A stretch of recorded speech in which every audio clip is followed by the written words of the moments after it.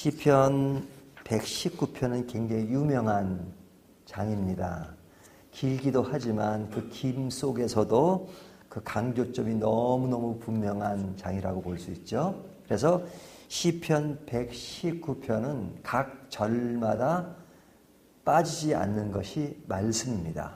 물론 말씀 그렇게는 기록이 안 됐고 그 말씀을 다양하게 표현합니다. 어떨 때는 율법, 어떨 때는 규례, 어떨 때는 교훈, 또 말씀 그렇게 표현하기도 하죠. 그러니까 그런 내용들이 한 절도 빠짐없이 계속 강조하는 겁니다. 그래서 말씀이 처음부터 끝까지 계속 하나의 주제로 형성이 돼요. 그러면서 이 순서가 어떻게 됐냐면은 그 히브리어 알파벳 순으로 해서 첫 번서부터 끝까지 이렇게 글을 이어가는 겁니다. 그러니까 그 알파벳이 주어지는 그 말씀, 그 알파벳 하나하나가 모아져서 단어가 되고 단어가 모여서 문장이 되고 문장이 더 길어져서 뭐 문단이 되고 그러잖아요. 그러니까 그 모든 것들이 하나님의 말씀으로 꽉 채워졌다 하는 것들을 드러내줘요. 그런데 이제 오늘 본문에서 여기에 그 글을 쓴 시인은 뭐라고 말하면 17절부터 19절까지를 보면 하나님의 말씀을 깊이 사모하는 그런 모습을 보여줍니다. 17절은 주의 종을 후대하여 살게 하소서 그리하시면 주의 말씀을 지키리이다. 내 눈을 열어서 주의 율법에서 놀라운 것을 보게 하소서. 지금 이 시인은 하나님의 말씀을 얼마나 사모하는지 내가 어떻게 해서든지 하나님의 말씀 안에 있게 해 주십시오. 하나님의 말씀을 보게 해 주십시오. 지키게 해 주십시오. 라고 지금 강조하죠. 자, 이 하나님의 말씀을 사모하고 지키는 것은 굉장히 중요합니다. 그러면 하나님의 말씀을 읽고 사모하면 모든 것이 다 만족하고 모든 것이 다 좋으냐? 그렇진 않아요. 20절을 보면 이렇게 말씀하고 있죠. 주의 규례들을 항상 사모함으로 내 마음이 상하나이다. 그러죠? 여기 이제 말씀이라는 단어가 나가면 항상 좋다, 즐겁다, 행복하다 이런 말만 나와야 되는데 뭐라고 나와요? 상하나이다 그러죠. 자, 말씀대로 살아갈 때 항상 즐겁지만은 않아요. 왜 즐겁지만은 않냐면은 그 말씀이 있음에도 불구하고 말씀을 떠난 자들이 있단 말이죠. 21절을 보면 교만하여 저주를 받으며 주의 계명들에서 떠나는 자들을 주께서 꾸짖으셨나이다. 그러니까 말씀을 떠나는 자가 있잖아요. 그 말씀을 떠난다는 것은 정말로 말씀을 완전히 외면하는 자도 있을 수 있지만 수시로 또 평상시에는 말씀을 읽다가도 그냥 말씀과 멀리 떠나 있는 그냥 잠시 외면하고 있는 그런 것을 포함하는 거죠. 그러니까 그런 자들 그러니까 그런 자는 남도 될 수 있지만 자기 자신도 될 수 있잖아요. 그렇게 멀리 하는 것. 또 말씀대로 살지 않는 것. 또 그 말씀대로 살 때 그 말씀대로 사는 사람을 비방하고 멸시하는 것. 그런 것이 있을 수 있단 말이죠. 그래서 22절 보면 내가 주의 교훈들을 지켰사오니 비방과 멸시를 내게서 떠나게 하소서. 말씀을 읽고 지키는데 그것을 비방하고 멸시하는 자가 있단 말이죠. 내가 말씀을 그렇게 사모하고 말씀을 좋다고 하는데 그럼 말씀대로 다 되느냐?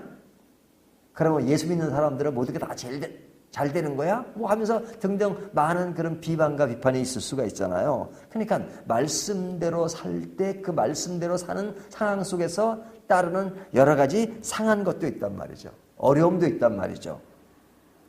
그러니까 이 말씀 한마디로 이렇게 말할 수 있습니다. 하나님의 말씀대로 사는 것이 쉽지 않다라는 거예요. 말씀대로 산다는 것이 어렵다 하는 것을 이야기해 주고 있는 거죠. 자, 말씀대로 사는 것이 어렵다는 것을 전제로 하면서 그 뒤에 뭐라고 말씀하냐면 26절을 보면 내가 나의 행위를 아뢰매 주께서 내게 응답하셨사오니 주의 율례들을 내게 가르치소서. 자, 무엇에 대한 이야기죠? 기도 이야기가 나오죠. 기도 이야기가 나오죠.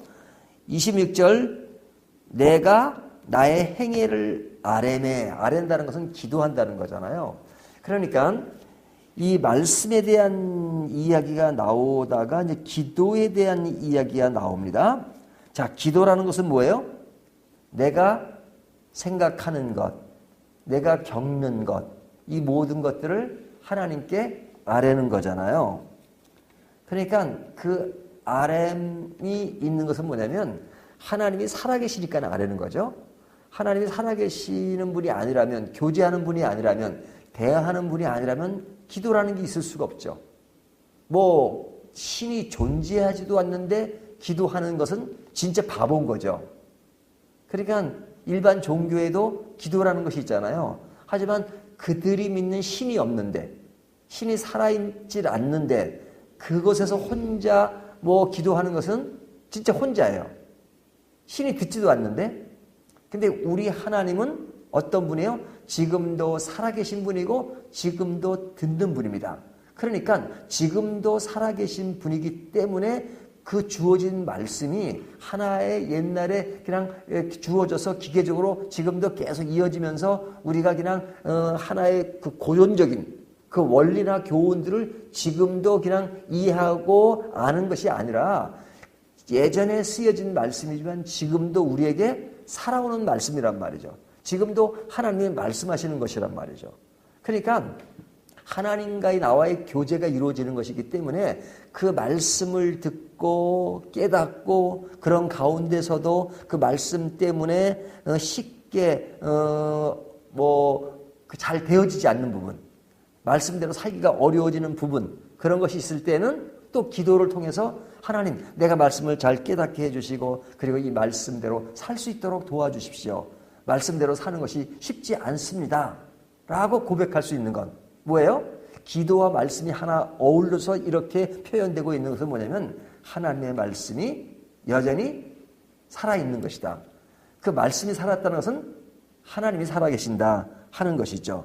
그러니까 살아계신 하나님 안에서 우리가 늘 말씀이 우리의 마음속에서 약동할 수 있도록 해야죠. 그러려면 어떻게 해야 돼요? 성령님께서 우리에게 깨닫게 하시고 늘 우리를 바로 알도록 인도하시는 것이죠. 그러니까 그런 차원에서 말씀을 읽어야 된다 이거죠. 그 시편 119편은 계속 말씀을 강조하는데 말씀은 우리의 삶의 가장 중요한 목표가 되어야 된다. 그리고 말씀에서 늘 벗어나면 안 된다 하는 것을 강조하는 겁니다. 그 말씀은 하나의 기계적인 말씀이 아니라 그냥 하나의 예전에 존재하는 기계가 아니라 기계적인 것이 아니라 지금도 하나님과 대화하는 것이다. 하나님의 말씀을 듣는 것이다 하는 것을 강조하는 겁니다. 그 말씀이 얼마나 중요한가 하는 것들을 늘 되새겨야 된다 하는 것을 강조합니다. 내비게이터 교재 보면 이 말씀에 대해서 이제 실제로 어떻게 이 말씀을 이해해야 되는가 하는 것을 이 5손가락으로 이야기합니다. 5손가락. 그래서 이 5손가락에 이렇게 손가락이 움직이잖아요. 근데 이제 물건을 들 때 어떤 손가락으로 들어야 제일 힘이 있습니까? 예를 들면 제가 컵이 있는데 컵을 이렇게 들으면 지금 힘을 가지고 듣는 겁니다. 근데 이 힘을 가지고 들 때 이 엄지손가락이 들어가요. 여기 그 다음 손가락이 이렇게 들으니까 힘이 있죠. 만약에 끝에 있는 손가락 이 2개 가지고 들으면 들긴 들어도 이거보단 힘이 약해요.